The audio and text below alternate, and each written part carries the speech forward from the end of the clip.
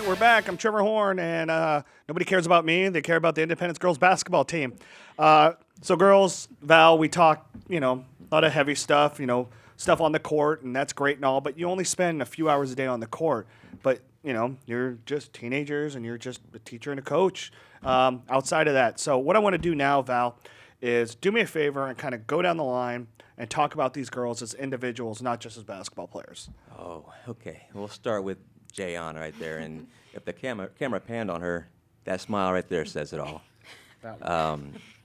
I hear constantly from her teachers just how sweet of a kid she is, and a pleasure to have in the classroom, and definitely a pleasure to have in the gym. When it's game time, practice, game time, basketball time, she's our motor.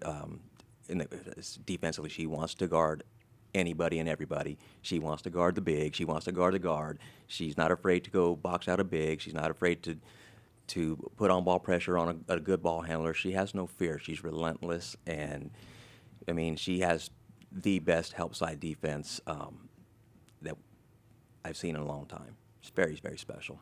All right.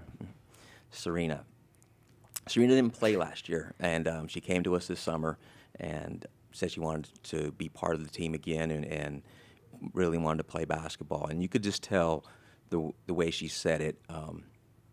You've seen the sincerity, you've seen the passion this kid had, and she really wanted to contribute to a team that was already pretty good.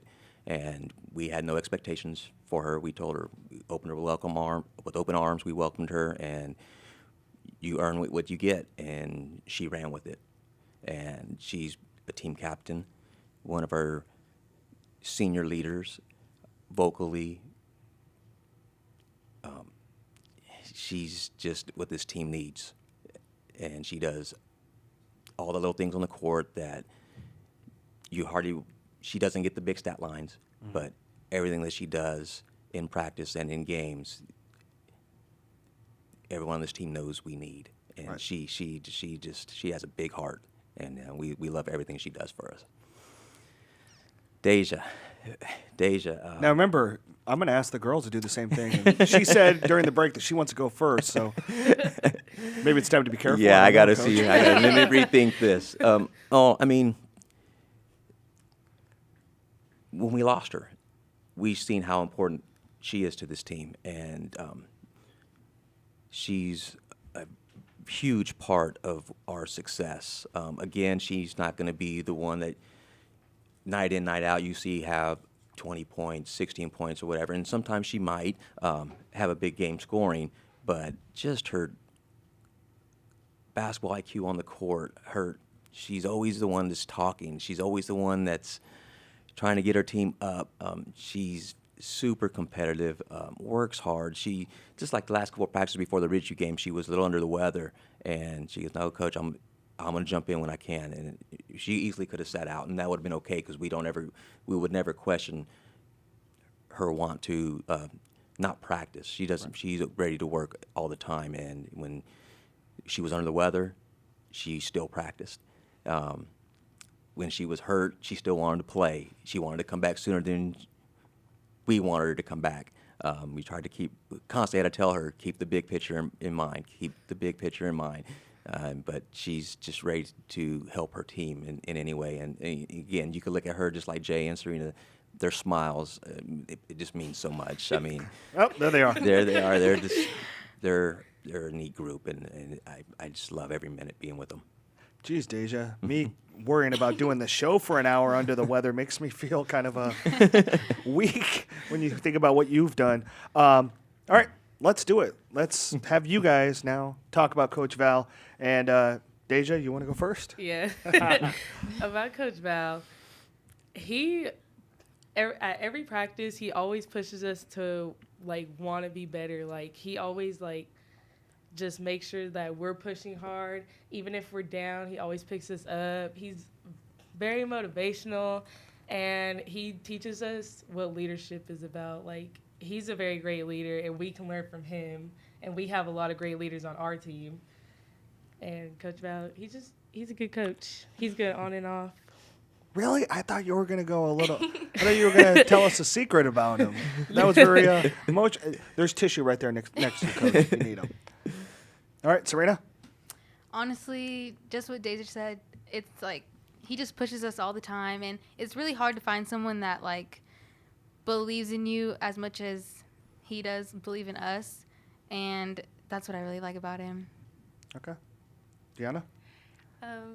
Coach Val, as well as Deja and Serena said, pushes us to be better players. And I think he understands the capability we have as a team to go very far.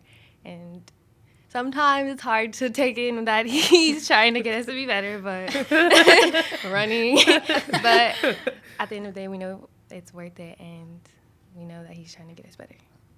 Coach, I mean, you got to take all that in right now, right? I mean, here they had the platform to roast you, do whatever they wanted, and they all chose to be very complimentary of you. And even though you were a coach, that you and your staff, you guys take a lot of time, conditioning them to be able to be the most athletic team of the most conditioned team on the court.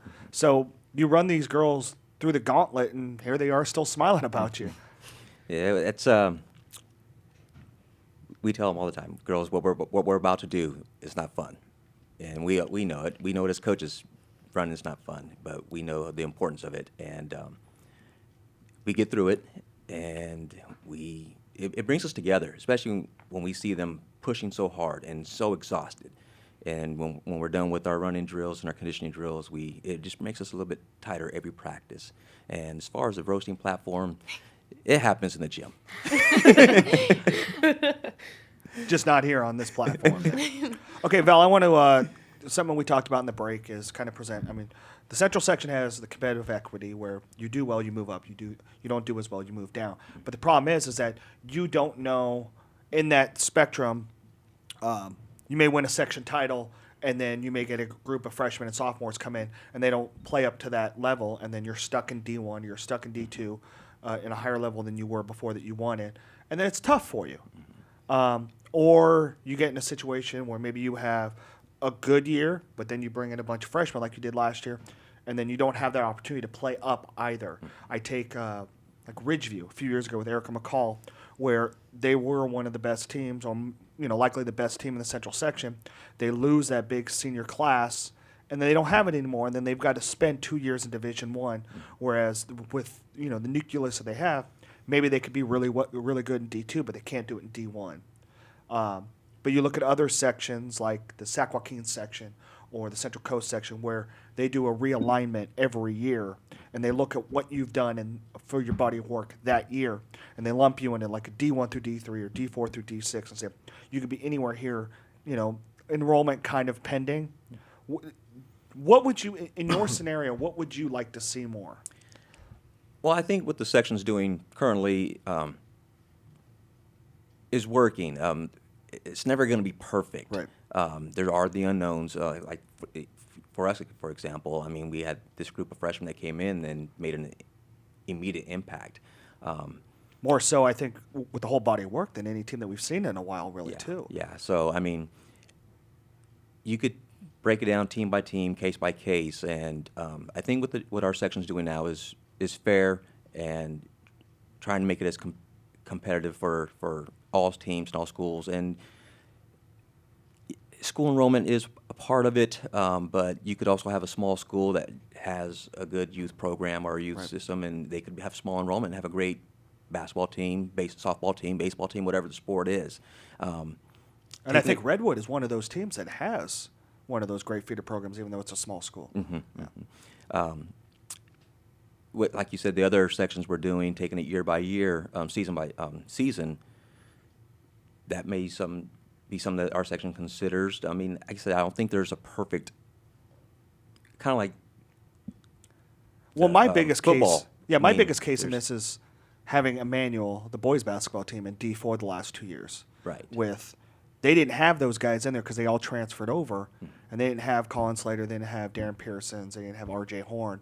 They all transferred in and became this powerhouse program. I'd love to see them in D1 in the playoffs. Yeah. But we don't get that opportunity because of the way that because you're locked in. Yeah, exactly. Yeah, and that makes perfect sense. I mean, if you could take it team by team, this is what they've done this season. This is where they should be for playoffs. That'd be something to consider. I mean, like I said, again, I don't know if there's a perfect formula. But I think what our section's doing, they're always trying to come up with a better formula. Right. So, Okay, girls, you got like a total of 9 days. We've already had 2 days off. You got another 7 days before you play again next Friday. 8 days until, wow, 8 more days till you play another game. Deja, for you, how do you keep your focus ready? Just always thinking about practice, always thinking about the next games, always wanting to know how the competition is going to be so we could be mentally and physically prepared for it.